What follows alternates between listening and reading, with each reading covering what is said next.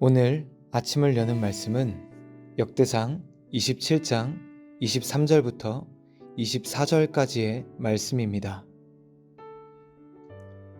이스라엘 사람의 20세 이하의 수요는 다윗이 조사하지 아니하였으니 이는 여호와께서 전에 말씀하시기를 이스라엘 사람을 하늘의 별같이 많게 하리라 하셨음이라. 스루야의 아들 요압이 조사하기를 시작하고 끝내지도 못해서 그 일로 말미암아 진노가 이스라엘에게 임한지라. 그 수요를 다윗 왕의 역대 지략에 기록하지 아니하였더라. 역대상 23장부터 다윗은 자신의 아들 솔로몬에게 나라를 물려줄 준비를 합니다. 특별히 다윗은 성전을 섬기는 자들과 관리하는 자들을 다시 세웁니다. 하나님을 섬기는 자리에 적합한 자들을 세우며 이스라엘이 하나님을 더 잘 섬기는 나라가 되기를 바랬던 것입니다. 이처럼 다윗의 개혁은 이스라엘의 기틀을 다지는 개혁이기도 했지만 동시에 하나님을 향한 신앙의 개혁이기도 했습니다. 오늘 본문 역대상 27장은 다윗이 군대와 지파의 지휘자들과 또 왕의 재산을 맡은 자들을 세우는 이야기를 담고 있습니다. 다윗은 나라를 거룩하고 새롭게 바꾸기 위해서 성전의 책임자뿐만 아니라 성전과 관계없어 보이는 군대와 지파와 재산 관리하는 사람들까지 새롭게 세운 것입니다. 이는 다윗이 가지고 있는 생각을 보여줍니다. 바로 이스라엘의 진정한 왕은 하나님이시기 때문에 이스라엘의 모든 자리는 하나님을 위해 세워져야 한다는 것입니다. 오늘 우리에게도 다윗의 믿음이 필요합니다. 우리에게는 많은 삶의 자리가 있습니다.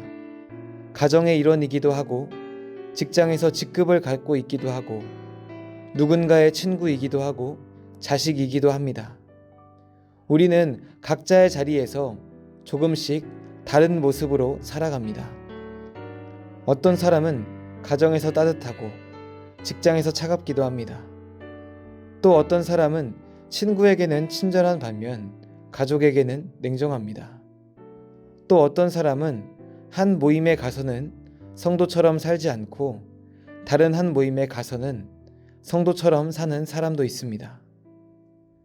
하나님을 위해 모든 것을 새롭게 한 다윗의 모습을 보면서 우리도 모든 삶의 자리에서 하나님을 위해 살겠다고 결단하길 소망합니다.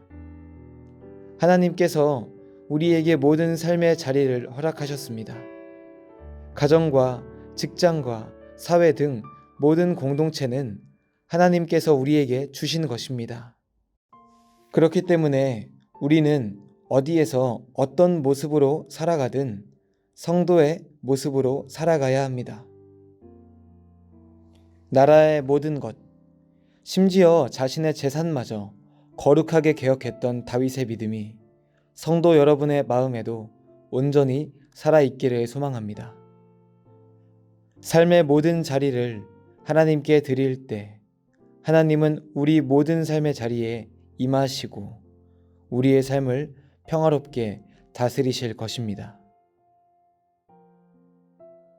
오늘 말씀 23절부터 24절의 말씀은 다윗이 하나님께 저질렀던 실수에 대해서 언급하고 있습니다. 왜 성경은 갑자기 다윗의 실수에 대해서 이야기할까요? 다윗은 일전에 장군 요압에게 이스라엘의 인구를 조사하라고 명령한 적이 있습니다.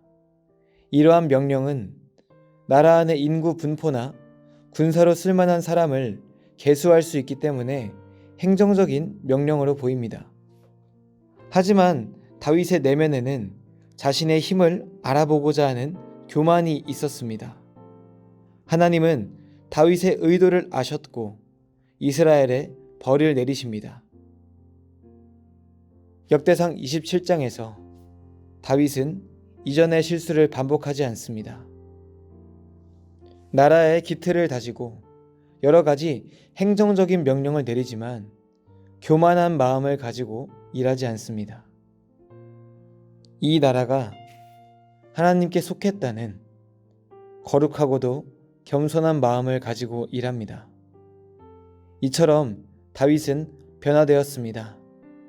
자신의 힘을 알아보기 위해서 나라의 인구조사를 했던 다윗의 모습은 사라지고 겸손한 마음으로 나라의 일을 하는 거룩한 모습이 남았습니다.